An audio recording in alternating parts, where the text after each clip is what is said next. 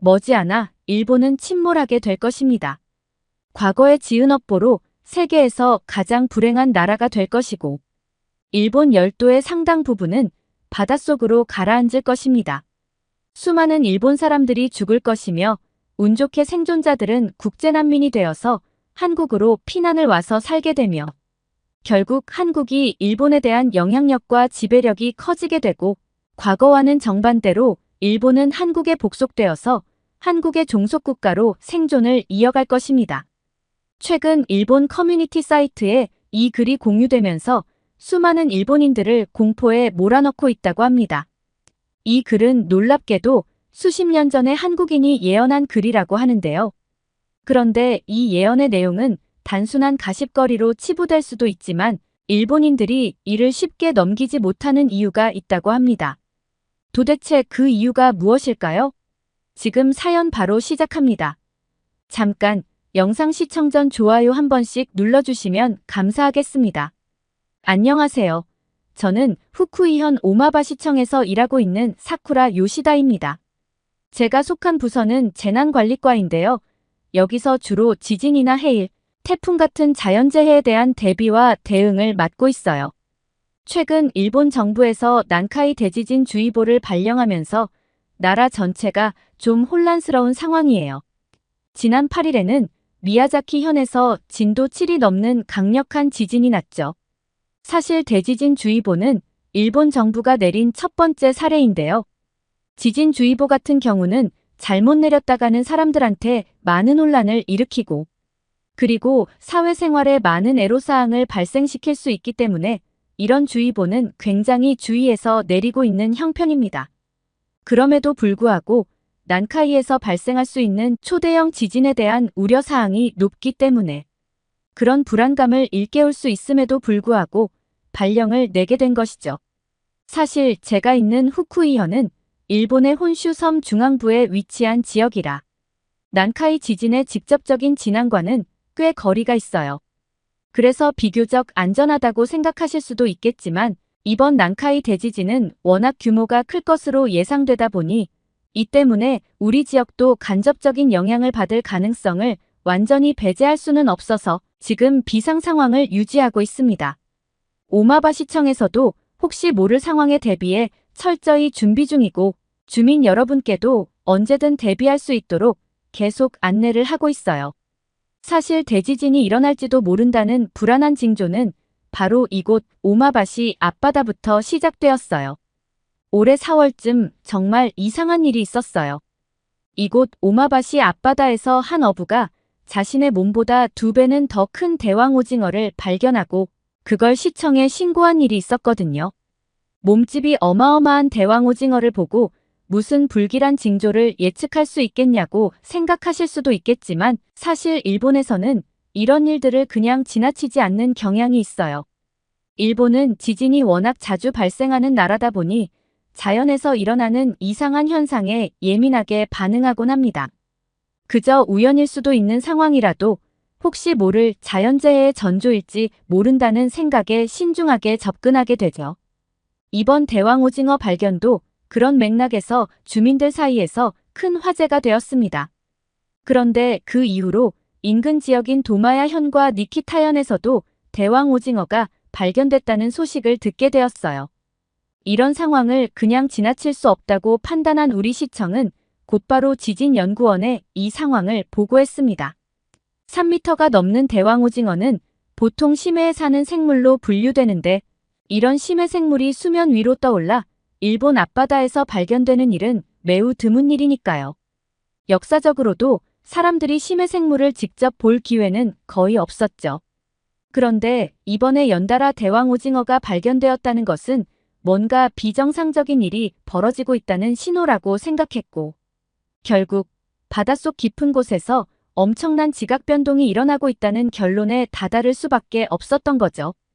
이 소식이 알려지자 일본인들은 하나같이 이번 사건을 대지진의 전조 증상으로 받아들이고 있습니다. 사람들은 대체 무슨 일이 벌어지려고 하는 것이냐며 크게 두려워하고 있어요. 연이어 발생한 대왕오징어의 출현이 단순한 우연이 아니라 앞으로 다가올 거대한 자연재해의 징조일 수 있다는 불안감이 번지기 시작했죠. 그리고 이러한 사건들은 일본 내 여러 커뮤니티 사이트에서도 자주 언급되면서 많은 사람들이 불안한 마음을 댓글로 표현하기도 했습니다. 대왕오징어의 연이은 출현이 대지진의 전조가 아닌지 우려하는 목소리들이 점점 커져갔죠. 하지만 일본 정부는 불안해하는 국민들을 진정시키기 위해 심해 생물이 물 위로 올라오는 현상과 지진 사이에 과학적으로 연관성을 지을 만한 근거는 없다고 밝혔고 사람들은 차츰 안정을 되찾아갔어요. 하지만 최근 정부가 결국 유례없는 대지진 주의보를 발동하면서 일본인들의 공포감은 최대치에 달하고 있습니다. 이번 주의보는 그동안 경험하지 못했던 규모의 재해가 다가올 수 있다는 불안을 더욱 증폭시키고 있죠. 지진이 발생한다고 생각하면 두렵기 그지없지만 그렇다고 지진이 늦어진다 해도 마음을 놓을 수 없는 상황이에요. 시간이 지날수록 지진의 에너지는 더욱 축적되고 커진다고 하더군요. 게다가 일본의 여러 커뮤니티 사이트에서는 일본의 멸망을 예언한 글들이 공유되면서 사람들의 두려움이 더욱 커져가고 있습니다. 저도 처음 그 예언의 글을 접했을 때는 그냥 무시했어요. 단순히 사람들이 만들어낸 가짜 뉴스 같은 것이라고 생각했거든요. 그런데 시간이 지나면서 그 예언가가 실제로 적중시킨 일련의 사건들을 알게 되면서부터는 더 이상 그 예언가의 글을 가볍게 볼 수 없게 되었습니다. 게다가 그 예언가는 한국인이라고 했는데 저도 한국과의 우연한 인연으로 한일 역사의 진실을 알고 있기에 이 예언이 더더욱 단순한 허구라고 생각할 수만은 없더라고요. 그래서 저 역시 불안한 마음을 감출 수가 없었어요. 불안한 마음에 저는 그 한국인 예언가에 대해서 좀 더 알아보기로 했죠. 수십 년 전에 일본의 몰락을 예언한 사람은 타너스님이라는 대한민국의 승려였습니다. 그분은 서양의 노스트라다무스와 미타르 타라빅, 에드가 케이시 같은 대단한 예지력을 지닌 예언가들처럼 한국판 노스트라다무스라고 할 수 있는 분이라고 하더라고요. 타너스님은 동양학의 정통한 지식을 갖고 있는 대한민국의 몇 되지 않은 학승으로서 정역, 주역, 화엄경의 대가로 알려진 인물로 타너스님은 한국 불교계에서 역사 이래로 한국의 뛰어난 3대 고승으로 불리우면서 불교인들로부터 커다란 존경을 받는 인물이었습니다. 그런데 타너스님이 타의 추종을 불허할 정도로 그분만이 가진 아주 독보적인 능력을 하나 갖고 있는데 그게 바로 미래의 일을 알아맞추는 예언의 능력이라고 했어요. 타너스님이 정통한 주역은 원래 미래의 일을 점치는 학문인데 그는 정역과 주역을 독자적으로 풀이해서 미래에 발생할 일들을 예측해내는 탁월한 능력을 갖고 있었던 거죠. 타너스님을 동방의 노스트라다무스라고 부르는 데에는 그가 정역과 주역을 바탕으로 미래의 수많은 사건들을 예언해서 적중시켰기 때문이었는데요. 타너스님은 죽기 전에 미래에 대해서 수많은 예언들을 했는데 그의 예언 중 현재까지 진행된 예언 중에는 실제로 적중한 예언들이 상당히 많이 있어서 그는 가히 동방의 최고의 예언가라고 할 만하더라고요. 타너스님의 여러 예언들 중 제가 너무 놀랐던 것들 몇 개를 말씀드려보자면 타너스님은 죽기 몇 년 전에 자신이 죽을 것과 죽는 날짜까지 예언을 했는데 실제로 그는 정확하게 자신이 예언한 날의 죽음으로써 세상 사람들을 놀라게 하셨고 게다가 한국 전쟁이 발발할 것을 예언했는데 한국 전쟁의 년도와 날짜, 새벽 5시에 일어난다는 시간까지 정확하게 맞추어서 또 한 번 사람들을 놀라게 했답니다. 그리고 타너스님은 월남전이 발발할 것과 미국이 월남전에 뛰어들어서 월맹군과 전쟁을 치른다는 것을 정확히 예언했고 그 전쟁에서 미국이 패배할 것을 예언했는데 많은 사람들은 이것을 믿지 않았지만 실제로 월남전에서 미국이 패배하면서 그의 예언이 그대로 적중하고 말았다네요. 그리고 정말 놀라운 예언들은 일본에 대한 예언들이었어요. 타너스님은 일본의 고베 대지진을 정확히 예언하셨더라고요. 타너스님은 생전에 자신이 죽은 후 12년이 지난 후에 고베 대지진이 일어날 거라고 예언했고 사망자 수와 피해 규모까지 예언했는데요. 실제로 타너스님이 죽은 후 12년이 되는 해인 1995년도에 고베 대지진이 일어났을 뿐만 아니라 사망자 수와 피해 규모까지 타너스님의 예언과 정확히 일치했어요. 그 사실에 온몸에 소름이 돋을 지경이었습니다. 그리고 마지막으로 많은 일본 사람들이 타너스님의 일본의 미래에 대한 예언과 난카이 대지진을 연관지어서 불안에 떨고 있는데요. 그 내용은 미래에 일본 열도의 상당 부분이 바닷속으로 가라앉는다는 것이었어요.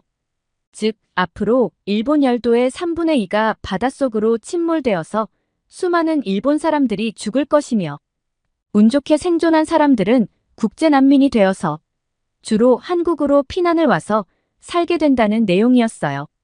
그리고 이런 사태가 일어난 후 한국이 일본에 대한 영향력과 지배력이 커지게 되고 과거와는 정반대로 일본은 한국에 복속되어서 한국의 종속국가로 생존을 이어간다고 예언했더라고요.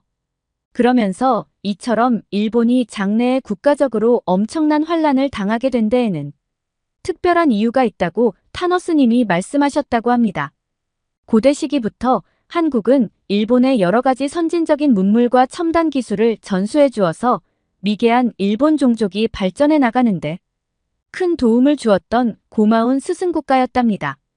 그런데 탐욕스러운 일본인들은 자신들에게 도움을 베풀어준 한국에 대해 온갖 침략 행위를 일삼는 등 은혜를 원수로 갚는 배은망덕한 행위를 저질렀기 때문에 하늘의 법칙인 인과응보의 법칙이 적용되어서 일본 열도가 침몰되는 엄청난 환란을 겪게 된다는 것이었죠. 인과응보라는 단어를 들었을 때 저는 자연스럽게 고개를 숙일 수밖에 없었습니다. 타너스님 말씀처럼 과거의 일본이 한국에 엄청난 고통과 상처를 주었던 것은 부정할 수 없는 사실이니까요. 그런데 진심 어린 사과는커녕 오히려 역사 왜곡까지 하는 상황을 보면서 제가 하늘의 신이라도 화가 날 것 같다는 생각이 들었습니다.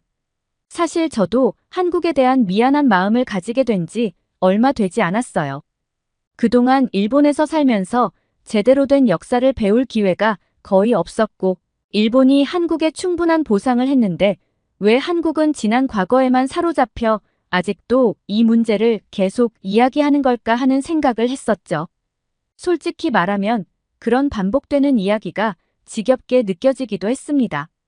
그런데 제가 우연한 기회에 한국을 다녀오고 나서 그 생각이 정말 잘못되었다는 것을 깨달았습니다. 한국에서 직접 보고 들은 것들이 너무도 충격적이었고 제가 그동안 얼마나 편협하게 생각해왔는지를 알게 되면서 큰 반성을 하게 되었어요. 그 후로는 그런 잘못된 생각을 하며 평생을 살아왔다는 사실이 너무 부끄러워서 한동안 정말 힘들었습니다. 제가 한국에 가게 된 계기는 한국인 친구 영선이를 만나기 위해서였습니다. 영선이는 일본으로 유학을 왔었는데 사실 저는 어렸을 때부터 소심하고 내성적인 편이어서 제 주변엔 언제나 친구가 없었어요. 심지어 저를 괴롭히는 친구들도 있을 정도였고 인간관계에서 상처를 받은 저는 친구를 만들고 싶다는 생각조차 해본 적이 없었죠. 그런데 그런 저를 세상 밖으로 꺼내준 사람이 바로 영선이에요.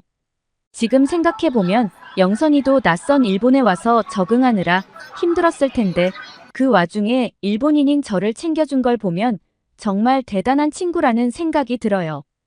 영선이랑은 같은 교양 수업을 듣다가 알게 되었는데 영선이는 언제나 혼자인 저를 보면서 신경이 쓰였다고 하더라고요.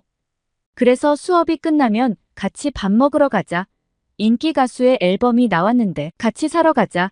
일본에서 맛집 좀 알려달라며 저에게 다가와 주었어요. 그렇게 자연스럽게 영선이와 가까워졌고 처음으로 친구가 생겼다는 사실이 너무 기뻤어요. 영선이가 아니었더라면 여전히 저는 혼자였을지도 몰라요. 영선이는 저에게 친구의 의미를 그리고 인간관계의 따뜻함을 다시금 깨닫게 해준 소중한 존재였죠. 그런 영선이는 대학을 졸업하고 다시 한국으로 돌아가서도 저를 잊지 않고 꾸준히 연락도 해왔어요. 그리고 일본에서 자기에게 도움을 많이 줬으니 한국에 꼭 한번 놀러오라고 하더라고요. 저도 그런 영선이가 보고 싶어서 처음 여권을 만들어서 한국에 갔습니다. 영선이가 공항까지 마중 나와줬고 저를 한국의 이곳저곳을 데리고 다니면서 소개해줬어요. 특히 영선이랑 같이 갔던 청계천에서의 기억이 너무나 좋았어요. 그리고 저 역시도 영선이에게 한국의 맛집을 데려가 달라고 했습니다. 그러자 영선이는 기가 막히는 곳이 있다면서 따라오라고 하더라고요. 영선이가 저를 데리고 간 곳은 찜닭 요리집이었어요. 제가 평소에 닭고기를 좋아한다는 걸 알고 영선이가 그 음식을 골랐던 거죠. 영선이 말로는 찜닭이 한국식 간장 소스를 입힌 닭 요리라고 설명해줬는데 그 이야기를 들으니 맛이 정말 궁금해지더라고요. 찜닭집에 도착했을 때 그곳이 얼마나 유명한 맛집인지 손님들이 북적이는 모습을 보고 알 수 있었어요. 손님이 이렇게 많으니 정말 맛있는 집인가 보구나 하는 생각이 들었죠. 그런데 테이블에 앉은 후 제가 가장 놀랐던 건 테이블 위에 가득 차 있던 수많은 반찬들이었어요. 이 수많은 반찬들이 전부 무료라는 사실에 꽤 충격을 받았죠. 영선이가 계속 달라고 하면 반찬을 계속 준다고 하길래 더 놀랐어요. 일본에서는 보통 반찬의 종류도 많지 않고 추가할 때마다 돈을 지불하는 게 당연하다고 생각했었거든요. 그래서 반찬 추가 주문은 당연히 비용이 발생한다고 여겼던 저에게는 정이 넘치는 한국의 반찬 문화가 정말 신기하더라고요. 영선이는 웃으며 부담 없이 실컷 먹으라고 했어요. 그리고 잠시 후에 메인 요리인 찜닭이 나왔는데 처음 간장 찜닭을 보았을 때부터 그 향기에 강하게 끌렸어요. 마늘과 생강 등 다양한 양념이 어우러져 만들어낸 풍부한 향이 주변에 퍼져나가면서 제가 이전에 경험하지 못한 한국 음식 특유의 향이 제 코를 자극했죠. 그렇게 맛본 찜닭은 제 기대를 저버리지 않았습니다. 한입 베어 물었을 때 간장의 깊은 풍미가 고기에 완벽하게 스며들어 있었고 그 맛이 입안 가득 퍼지면서 정말 감탄할 수밖에 없었어요. 닭고기는 부드럽고 촉촉해서 한 조각 한 조각 먹을 때마다 놀라울 정도로 맛있었죠. 태어나 처음 맛본 이 음식에 너무 감동해서 영선이에게 정말 고맙다는 말을 거듭했어요. 그렇게 영선이랑 한국 여행을 하면서 영선이는 일본인인 나에게 왜 이렇게 잘해주지? 한국 사람들은 일본인들을 미워한다고 하던데 내가 밉지 않나? 라는 생각이 문득 들더라고요. 그래서 언젠가 제가 영선이한테 일본에 대해 물어본 적이 있습니다. 과거 일본의 역사 때문에 일본을 싫어하지는 않냐고 물어보자 영선이는 그건 과거의 잘못이고 현재 너의 잘못이 없기에 싫어할 이유가 없다고 하였죠. 다만 내가 한국과 일본에 대한 역사를 잘못 알고 있을 때 벽이 느껴진다고 했어요. 이를테면 일본에서는 과거에 일본이 한국이 잘 살 수 있도록 도와준 거라고 배웠다는 발언을 제가 한 적이 있었다네요. 그러면서 영선이는 제게 한일 역사의 진실을 알고 싶냐고 물었고 저도 제대로 알고 싶어서 고개를 끄덕였어요. 그러자 영선이는 저를 어디론가 데려갔습니다. 그곳은 바로 서대문 형무소라는 곳이었어요. 서대문 형무소에 도착했을 때 저는 큰 충격을 받았습니다. 그곳에는 과거 일본이 한국인들을 고문을 했던 현장이 매우 생생하게 묘사되어 있었고 실제로 수감자들이 갇혔던 방에도 들어가 볼 수 있었어요. 몇 명이 들어가기도 비좁은 그 방에 수십 명이 들어가 몇 달 동안 생활했다는 사실에 말문이 막히더군요. 지금 이 글을 쓰면서도 온몸에 소름이 돋을 정도입니다. 특히 물고문, 가시가 박힌 상자 고문, 그리고 손톱을 들추는 고문 같은 잔혹한 방법들은 그저 보기만 해도 그 고통이 제게도 전해져서 차마 눈 뜨고 보기가 힘들 정도였습니다. 그곳에서 마주한 진실은 너무도 충격적이었고 한일 관계의 어두운 역사를 직접 본 그 순간 저는 깊은 회한과 죄책감을 느끼게 되었습니다. 어떻게 이런 진실을 숨기고 적반하장으로 일본이 한국이 잘 살 수 있도록 도와줬다고 가르칠 수 있었는지 이해할 수가 없었어요. 그동안 제가 받아온 교육에 대해 배신감까지 느낄 지경이었죠. 일본이 한국에게 했던 끔찍한 일들을 외면한 채 마치 우리가 그들에게 은혜를 베풀었다고 가르치는 것이 너무도 잘못된 것이잖아요. 이 모든 사실을 알게 된 후 저는 일본의 교육이 얼마나 편협하고 왜곡된 시각을 가르쳐 왔는지를 뼈저리게 느꼈습니다. 처음엔 가벼운 마음으로 들어갔던 그곳을 나올 때는 정말 마음이 불편하고 발걸음이 무거웠습니다.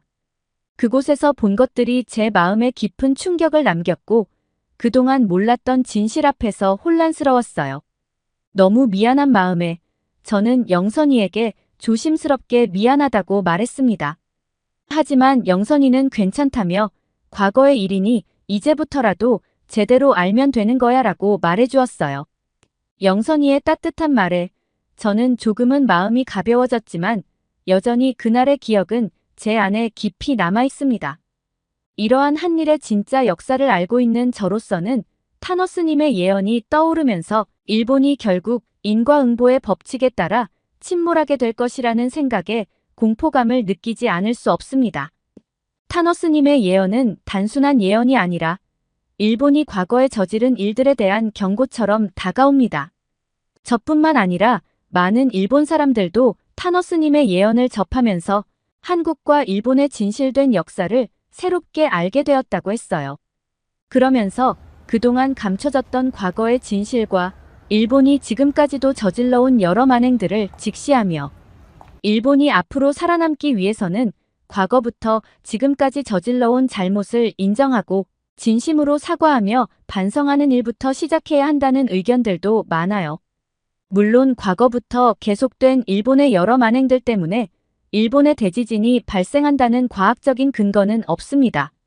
자연재해와 역사적 사건 사이에는 명확한 연관성이 없다는 것은 누구나 알고 있는 사실이니까요. 그러나 일본이 한국을 포함한 여러 나라에 저질러온 만행은 변하지 않는 역사적 사실입니다. 이러한 과거의 잘못을 인정하고 진심 어린 사과를 통해 역사를 바로잡는 것이야말로 일본이 미래로 나아가기 위해 해야 할 가장 중요한 일이라고 생각해요. 일본이 진정으로 발전하기 위해서는 더 이상 과거를 외면하지 말고 진실을 직시하며 과거에 저지른 잘못에 대해 깊이 반성하고 이를 뉘우치는 것에서부터 시작해야 한다고 생각합니다. 지금 일본에서는 난카이 대지진이 일어난다면 규모 9.1 정도의 지진이 일어날 수도 있고 그렇게 될 경우 한국에도 피해가 발생할 수 있다고 예상하고 있어요. 한국의 시설물 피해나 인명 피해가 생기지 않길 바라는 마음입니다. 오늘의 사연 어떻게 보셨나요? 일본의 대지진 주의보 발령으로 인해 많은 일본인들이 불안함을 호소하고 있다고 합니다. 이로 인해 한국 국민들 사이에서도 일본 여행을 대거 취소하는 상황이라고 하는데요. 부디 이번 상황이 큰 피해 없이 지나가길 진심으로 바라며 오늘의 사연은 여기서 마치도록 하겠습니다. 모두 안전하고 평안한 하루 되시길 바랍니다. 오늘의 사연이 좋으셨다면 구독과 좋아요를 눌러주세요. 여러분의 구독과 좋아요는 영상 제작에 큰 힘이 됩니다. 끝까지 시청해주셔서 감사합니다. 더욱더 감명 깊은 사연으로 찾아뵙겠습니다.